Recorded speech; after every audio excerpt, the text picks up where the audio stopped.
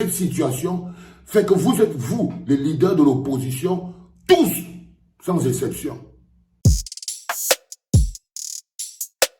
L'une des observations importantes que vous ferez, les enfants, levez-vous, ce que vous ferez, c'est l'attitude, par exemple, des hommes politiques, des politiques camerounaises.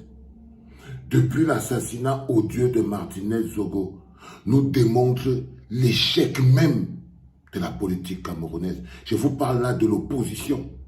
Je ne vous parle pas du silence complice. Je ne vous parle pas du silence complice des politiques du RDPC. Je vous parle de ceux qui se présentent comme étant le futur. Je vous parle de ces politiciens qui aspirent à diriger le Cameroun de demain. Et qui aujourd'hui, face à un crime aussi odieux, nous démontrent qu'ils sont dans l'incapacité de protéger le peuple. Parce que c'est face à cette situation comme celle qui arrive à Martinez Zogo, comme politicien de l'opposition, c'est ce genre d'occasion qu'il peut saisir pour démontrer qu'il peut protéger le peuple. Pour démontrer qu'il peut protéger le peuple. En menant sur pied des actions de contestation claires. Où sont les politiciens de l'opposition? Quand le peuple aujourd'hui est en train de se mobiliser, nous sommes devenus des pétitionnaires. On commence à être le peuple. On est à plus de 20 000 signatures.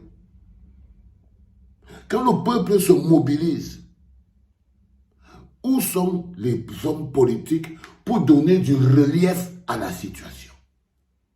Ils sont en train de ramper en bas. Personne ne veut prendre le moindre risque. Personne ne veut prendre le moindre risque. Mais ils vont se lever en 2025, venir dire votez pour nous, on peut vous protéger. Votez pour nous, on a un projet pour vous. Votez pour nous, on a un programme pour vous. Quel programme avez-vous pour nous? Si ce programme ne peut pas nous protéger, comment n'arrivez pas vous à nous démontrer comment vous aurez réagi, vous, si c'est vous qui aviez le pouvoir et que cette histoire et cet assassinat de Martinez Zogo aurait eu lieu? Vous voilà de nouveaux politiques de l'opposition en train de vous mettre hors sujet. Vous pensez qu'aller vous asseoir sur les plateaux de télévision, déjà, si on ne vous invite pas, vous ne partez pas.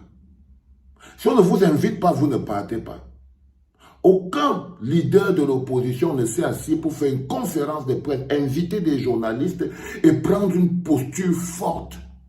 Parce que vous êtes des minables.